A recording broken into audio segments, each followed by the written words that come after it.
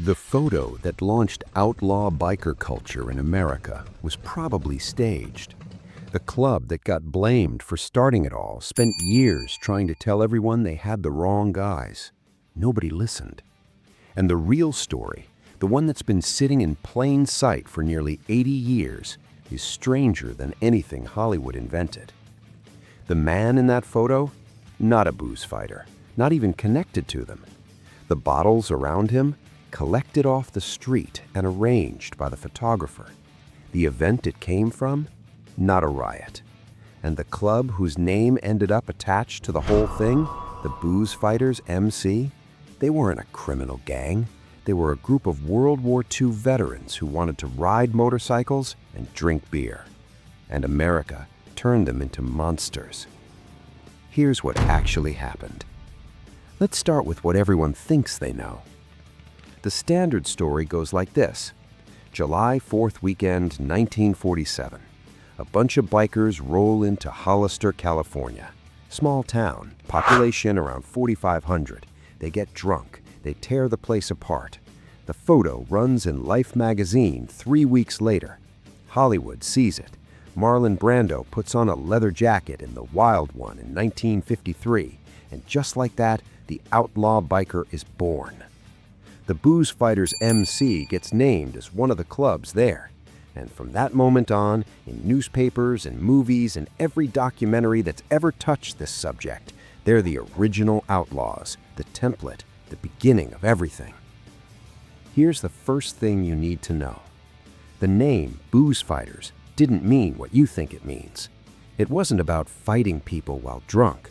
It was about fighting for the right to drink, the right to be loud, the right to live however they wanted after spending years watching friends die in places like Normandy and Iwo Jima. That distinction sounds small. It isn't, because the entire public image of this club, criminal, violent, dangerous, was built on a misunderstanding of two words, and once that misunderstanding got into a headline, it never came back out. And here's something that almost never shows up in any version of this story. Before Hollister, before the photo, before any of it, the Boozefighters were racers. Members of the club held AMA racing licenses. That's the American Motorcycling Association, the official governing body of motorcycle sport in the United States. They competed in sanctioned events, card-carrying members of the very organization that would later try to distance itself from everything they stood for. Think about that. The AMA, the same body that allegedly put out the famous 99% of motorcyclists are law-abiding statement to separate themselves from guys like the Boozefighters, had Boozefighters as registered, licensed, competing members. They weren't outsiders crashing the sport from the fringes. They were part of it, until the story about them made that inconvenient for everyone. The man who started it was C.B. Forkner. Everyone called him Wino Willie. He was a veteran. He came back to Los Angeles after the war, and like thousands of other young men who'd survived combat, he was wired for an intensity that civilian life just couldn't match. You have to feel what 1946 actually was. The government handed these guys a discharge paper and told them to go be normal. A lot of them couldn't do it. Put yourself in that position. You're 23 years old. You've survived things that would break most people. You come home and everyone wants you to pretend the last 4 years didn't happen. PTSD isn't even a word yet. There's no support system. There's just a country throwing parades and then going back to its regular life. You've got adrenaline. You've got survivor's guilt. You've got a motorcycle. What do? You ride, hard and fast, and as far from normal as you can get. So let's talk about how this club actually started, because the real founding story, the actual one, is nothing like what people assume, and it's better. Before there were Boozefighters, Wino Willie Forkner was already in a club, the 13 Rebels Motorcycle Club, a legitimate, structured riding club, real rules, real standards, an organization that took itself seriously.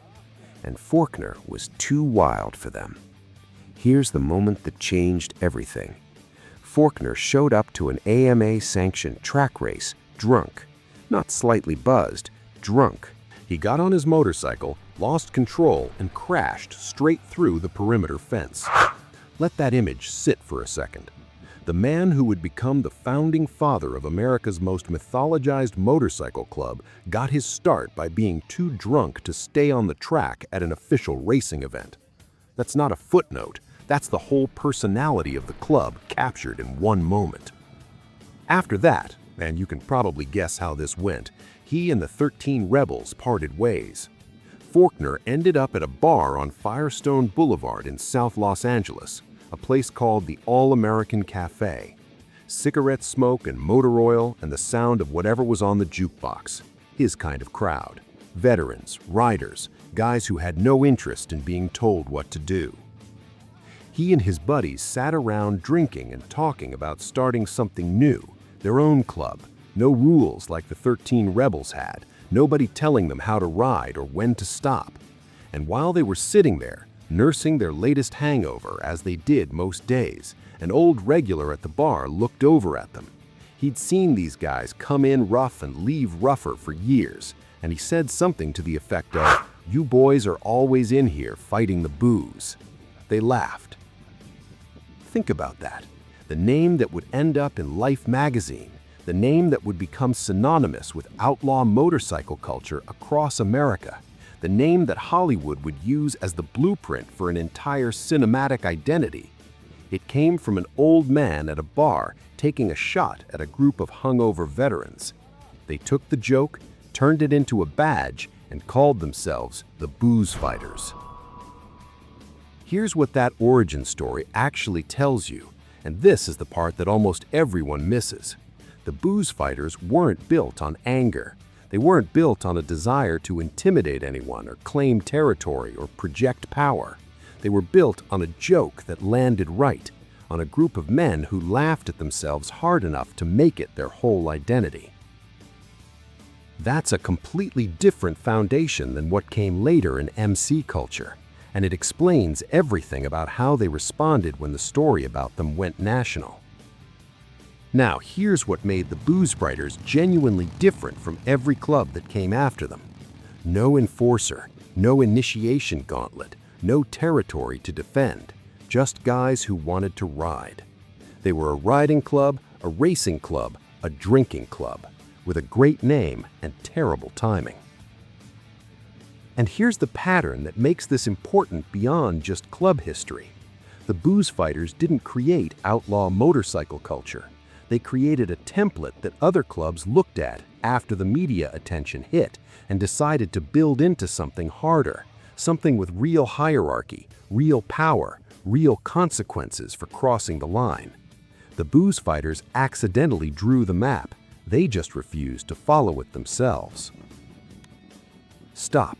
Before we get to what actually happened that weekend, you need to understand something that almost every documentary about Hollister leaves out completely. The Boozefighters were not the most extreme club in Southern California, not even close. There were dozens of clubs operating in the late 1940s, the pissed-off bastards of Bloomington, who would later become the seed of the Hells Angels, the Market Street Commandos, the 13 Rebels, the Galloping Gooses. What made the Boozefighters the ones history focused on wasn't that they were more dangerous, it was that they had a better name for a headline. You can't overstate how much this matters. Boozefighters Caused Trouble at Rally is a story that writes itself. 13 Rebels Club has a rowdy weekend, gets buried on page 12. The media didn't find the most representative story, it found the most dramatic sounding one. And that choice, made by editors in San Francisco and New York who never set foot in Hollister, changed the course of motorcycle club history. All right, Hollister, let's do this right. July 4th weekend, 1947. The AMA had sanctioned a rally and race event as part of what they called a gypsy tour. That was their name for touring rallies where groups of riders traveled between towns for races and social events. It was organized, it was official. The AMA knew it was happening. And this wasn't new. Hollister had hosted motorcycle events before. 1936, the early 1940s. The town knew bikers were coming. They'd handled it before. What was different in 1947 was the number. Between 2,000 and 4,000 riders showed up that weekend. Some estimates go higher. The exact number has never been pinned down. For a town of 4,500 people, that's your entire population arriving on motorcycles over one holiday weekend. Picture what that actually looks like from the ground. You live there. You wake up Saturday morning and your street is motorcycles as far as you can see in both directions. Your bar is full. Your sidewalk is full. The noise doesn't stop. That's real. That happened. Whatever else is disputed about Hollister, the scale of the disruption isn't. Here's what the evidence shows actually happened over that weekend. Heavy drinking, guys riding motorcycles on sidewalks, riding through bars, fistfights, loud, messy, out of control by small-town standards. And arrests. Sources put the number somewhere between 50 and 60 over the entire weekend. Mostly public intoxication, reckless driving, disturbing the peace. Here's what there wasn't. Nobody died. Nobody was seriously injured. No buildings burned. No women were assaulted, despite what later movie dramatizations strongly implied. The Hollister police chief said publicly that things got out of hand. He did not call it a riot. 50 to 60 arrests, mostly drunk and disorderly, in a town that just absorbed somewhere between 2,000 and 4,000 extra people over a holiday weekend. By any measure, that's a crowd control problem, a messy party that overwhelmed local resources. That's not a riot. That's not a terrorized town. That's a small police department dealing with more people than it was built to handle. But crowd control problem overwhelms small-town police, doesn't sell magazines. So, the photo, published July 21st, 1947, 3 weeks after the rally. A man on a motorcycle, beer bottles covering the ground around him. He's holding 2 beers, one in each hand. He looks completely wasted. This single image did more to shape the public understanding of motorcycle clubs than any actual event in history. And we now know, with a named eyewitness who was standing right there, on the record, exactly how it was made. The photographer was Barney Peterson of the San Francisco Chronicle. Standing directly behind the bike was a local man named Gus DeSerpa. He ended up in the background of the final image, visible if you look at the uncropped version of the photo. DeSerpa went on the record, and what he described is specific enough that there's no wiggle room left in this story. He watched Peterson walk around the area and collect discarded bottles from the street, not just a few, a massive pile of them, scraped together from the ground around the rally. Peterson then positioned a motorcycle directly over the pile of trash. Sit with the mechanics of that for a second. This wasn't a photographer who stumbled on a dramatic scene and raised his camera. This was a man who built the scene, who gathered bottles, arranged them, and positioned a motorcycle on top of them to create an image that didn't exist before he made it exist. That's not photojournalism, that's prop work. Then Peterson waited. He waited for a rider who was drunk enough to make the shot work. That rider was Eddie Davenport, a real person, a real biker, a member of the Tulare Raiders Motorcycle Club, not the Boozefighters, not even connected to the clubs whose names ended up in the headlines. Peterson handed Davenport 2 beers. Davenport sat on the bike. Peterson took the photo. Read that back slowly. The man in the photo wasn't a booze fighter. The bottles around him weren't from the party, and the beers in his hands were handed to him by the man taking the picture.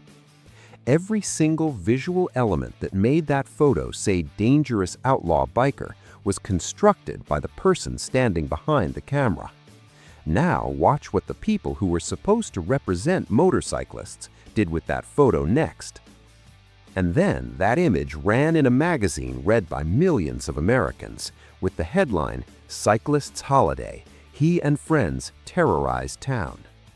Peterson took the photo. The Chronicle ran it first. Life magazine picked it up and gave it a national audience, and Eddie Davenport, a member of a club most people have never heard of, handed 2 beers by a photographer who needed a shot, became the permanent face of a movement he had nothing to do with starting. The deepest irony of the whole thing, the man in the most famous biker photo in American history wasn't a booze fighter. The bottles around him weren't from the party, and the club that got blamed for inspiring a generation of outlaw riders had their entire legacy built on a scene that a newspaper photographer staged on a California street in the summer of 1947. That's not mythology, that's the documented truth, with a witness who was standing right there. And here's why it stayed buried. Because the staged version made a better story. Because by the time Gus DeSerpa's account was circulating, Hollywood had already made the movie. The AMA had already drawn the line. The machinery was already running. One eyewitness standing in the background of a famous photo. Who's gonna stop everything to correct the record for that? Nobody. That's who. And then the AMA made everything worse. This is where the famous 99% line enters the story. The AMA allegedly put out a statement saying that 99% of motorcyclists are law-abiding citizens, that the trouble came from the other 1%. Here's the problem. Historians have spent years looking for the original document, the press release, the official statement, a verified primary source for that exact quote. Nobody's found one. The records aren't clear on whether the AMA said it in exactly those words, in a different form, or whether the idea just spread through the motorcycling community and hardened into received wisdom over time. But here's the thing. It doesn't matter if they said it in exactly those words. What matters is that the idea took hold. An organization drew a line, said, those people over there, not us, not our kind. And when you draw that line, you do something powerful and dangerous at the same time. You give the people on the other side of it an identity. You tell someone they're the 1%. Some of them will wear that like a badge, and some of them did. The 1% patch, the diamond-shaped identifier worn by members of outlaw clubs to this day, was born from rejection, from a line drawn by an organization trying to protect its reputation after a media event that was itself built on a staged photograph. The Boozefighters didn't create it, but the narrative built around them, the Hollister coverage, the life photo, the AMA response, created the conditions for it to exist. And Wino Willie Forkner tried to tell them that. Nobody listened. After that Life magazine piece ran, after the headlines, after the nation had already decided the Boozefighters were public enemy number 1, Forkner and several other members didn't shrug it off and lean into the image. They fought back. According to club oral history and accounts gathered from original members, Forkner reached out within the motorcycling community. He talked to people connected to the AMA. He had conversations with other club members across Southern California. He made the case, directly and more than once, that what happened at Hollister wasn't what Life magazine said it was. He said his club wasn't a criminal gang, that they were racers, veterans, guys who liked to ride and drink, not terrorize anyone. He said the photo didn't represent what was actually there, that the coverage was wrong, that they were being used as a villain for a story that needed one. You need to understand what it cost to try to do that in 1947. There was no social media, no YouTube, no platform where a working-class guy from South LA could sit down and tell his own story directly to millions of people without a magazine editor deciding what was worth printing. You couldn't go around the gatekeepers, you had to go through them. And the gatekeepers had already made their decision. The exact conversations aren't fully on record. Oral history has gaps. What is on record is the outcome. He tried, he pushed, he made the case, and the narrative kept rolling without him. Here's the part that gets left out of every version of this story. The clubs that were watching all of this unfold, the ones that would go on to define what Outlaw Motorcycle Club actually meant for the next 50 years, they were paying attention too. They saw what the media did, They saw what the AMA did, and some of them made a completely different calculation than Forkner did. They didn't try to correct the record, they decided to become it. And then, 6 years later, Hollywood finished the job. The Wild One, 1953. Directed by Laszlo Benedek, produced by Stanley Kramer. Based on a short story called The Cyclists' Raid by Frank Rooney, itself inspired directly by the Hollister media coverage.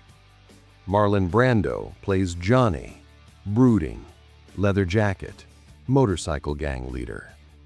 A girl asks him what he's rebelling against. He responds with a line that became one of the most quoted moments in American film. That line wasn't written by a biker.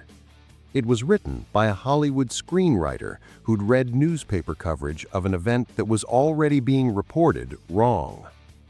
The most iconic moment in outlaw biker mythology was fiction. Written from fiction about a real event that wasn't what anyone said it was. And clubs forming across the country in the late 1940s and early 1950s watched that movie. They took notes. The fiction shaped the reality. And the Boozefighters, who had already spent years trying to correct the record, watched the world build a monument on top of a misunderstanding with their name carved into the foundation stone. So now you have the full picture. A club founded on a bar joke after a drunk crashed through a racing fence. An event that was rowdy, but not a riot. A photo built by a photographer with a pile of street bottles and a cooperative drunk. A media machine that turned all of it into a villain story. And a founder who tried to fight it and lost. Here's where it gets uncomfortable. After Hollister, the clubs that were active across California and the country faced a choice. The media had handed them an identity. Outlaw bikers, 1%ers, the ones outside the law, outside polite society, outside the 99%. Some clubs looked at that label and said, "No, that's not us. We're riders, we're veterans, we race, we drink, but we're not outlaws." The Boozefighters said that. Other clubs looked at the same label and thought something completely different. They thought, that's power. That's an identity you can build on. If the straight world already thinks we're outlaws, why fight it? Why not own it? Why not make it real? This is the most important fork in the entire history of American motorcycle culture. Same era, same veteran population, same post-war restlessness, same media narrative handed to them all simultaneously. Two completely different responses to it. One said, "We'll keep being what we are, and eventually people will understand." The other said, "We'll become what they say we are, and we'll be the best and most feared version of it the world has ever seen." The Hells Angels, as we know them today, coalesced into their modern form in 1948, 1 year after Hollister. The media circus around Hollister created the cultural space for that identity to exist and to mean something. Whether it directly caused their formation or simply gave the concept of Outlaw MC its shape, the timing is not an accident. And here's what almost nobody says out loud. The pissed-off bastards of Bloomington, one of the clubs present at Hollister, is widely cited as the direct ancestor of the first Hells Angels chapter. The Boozefighters and the early Hells Angels didn't just share an era, they shared a world. The same roads, the same bars, the same post-war California. And then they chose completely different ways to live in it. Now, here's where I have to be straight with you, because this channel doesn't take sides, it takes the full picture. From law enforcement's perspective, and this perspective is legitimate, The clubs that leaned into the outlaw identity created real problems, not image problems, real ones. The Lynch Report, commissioned by the California Attorney General in 1965, documented the escalation from disruptive riding clubs to genuinely organized criminal activity. It wasn't propaganda, it was a government assessment built on real case files. The line between rowdy veterans on motorcycles and organized criminal enterprise got crossed by clubs that came after the Boozefighters, but it got crossed. Imagine watching that happen from where Forkner was standing. You're in your 30s now. You tried to tell the truth after Hollister. Nobody listened. And now you're watching clubs form across the country, some of them using imagery and identity built directly on the story that got told about your club, becoming exactly what you were falsely accused of, becoming outlaws. What does that do to a man? According to people who knew him, it never stopped bothering him. Not the wildness, not the hard riding and the hard drinking. He was fine with all of that. That was the whole point. What bothered him was the lie, the way a fiction got built on top of his club's name, on top of a staged photograph of a man from a completely different club, and then everyone treated the fiction as history. In his own words, carried forward through club oral history, Forkner said the same thing consistently through the years. The Boozefighters were never about being outlaws, they were about freedom. The freedom to ride how they wanted, to drink how they wanted, to live the way they chose after fighting for a country that handed them a discharge paper and told them to go be quiet about what they'd seen. That's not a criminal philosophy. That's a veteran's philosophy. And there's a difference, a real one. One that got completely erased the moment Barney Peterson scraped those bottles together on a Hollister street. And this is exactly the pattern that criminologist Daniel Wolfe identified when he studied this era in his 1991 book, The Rebels. He found that the outlaw biker identity didn't emerge from criminal intent.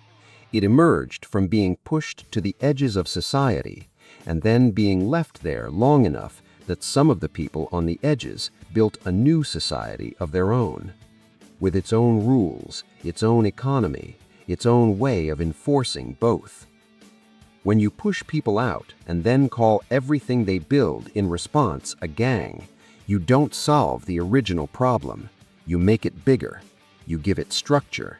You give it a reason to exist that goes beyond just riding motorcycles on weekends. The Boozefighters were the beginning of that process. They just refused to go where it led. The Boozefighters MC still exists, right now, today. Chapters across the United States and internationally. Rallies, events, a living club with a history that goes back nearly 80 decades. They are not a 1% club. They don't claim outlaw status. They don't wear the patch. They ride, they drink, they carry the patch. 79 years after Wino Willie crashed through a fence at an AMA race and ended up at the All-American Cafe on Firestone Boulevard. But their place in history is genuinely strange. They're the club that every history book says started the outlaw biker movement, but they didn't start what people think they started. They're the original outlaws who chose not to be outlaws. They're famous for a photo of a man from a completely different club sitting on a pile of bottles that a newspaper photographer arranged, holding 2 beers he was handed by the man taking the picture. And this is where the Boozefighters story stops being a motorcycle club story and becomes something else entirely. Something about how America builds its myths, about how a narrative, once it has momentum, doesn't need to be true to be powerful. A photographer moves some bottles, a magazine runs a headline, a Hollywood studio smells a story, and suddenly there's an entire identity, a subculture, a legal category, a law enforcement priority that traces its origin back to a staged photograph and a misunderstood name. Real people, real clubs, real lives, shaped by a story that was wrong from the jump. From the club's side, and this deserves to be heard clearly, the Boozefighters represent something that gets harder to find as MC history gets more organized and more criminal in the decades that follow. They represent the original spirit, veterans who needed each other, men who found brotherhood on a motorcycle before brotherhood became a business model, before patches meant territory, before territory meant blood. From law enforcement's side, and this is legitimate too, the Hollister weekend and the clubs it spotlighted created a challenge that escalated badly over the following decades. The line from disruptive riding club to organized criminal enterprise got crossed. The early concern was real, even if the specific story told about Hollister wasn't accurate. And from where the historians sit, Wolf, Quattlebaum, Seat, and the others who've spent years in the actual records, the Boozefighters story is a case study in what happens when a media narrative outruns the truth and nobody with power has a reason to correct it. Wino Willie Forkner died in 1997, 50 years after Hollister. He never saw the internet. He never had a platform where he could sit down and tell his own story directly, without a magazine editor, without a Hollywood writer, without an AMA spokesperson deciding what was worth hearing. He died with the wrong version still winning. That's the untold story. Not that Hollister was fake. It happened. People were there. Things got rowdy. A small town got overwhelmed. Not that the Boozefighters were saints. They weren't trying to be. The untold story is that the club America decided to make into its first biker villain spent years trying to tell the truth and got drowned out by the sound of their own engine noise, amplified and distorted by people who needed a monster more than they needed the facts. Here's the question this whole story can't fully answer. If that photo had never been staged, if Barney Peterson had just taken a straight documentary shot of what was actually on that Hollister street, does any of this happen the same way? Does the AMA draw the line? Does Hollywood make the movie? Does the 1% identity take hold the way it did? Or does motorcycle culture in America look completely different right now? One photo, probably staged. 79 years of consequences. That's it. That's the whole story in one sentence. Drop staged or real in the comments right now. Do you think that photo actually changed history, or did history just need an excuse and the photo was close enough? If this is your first time at Brotherhood of the Road, you just watched what we do. Hit subscribe if you want more of it. I'll see you on the road.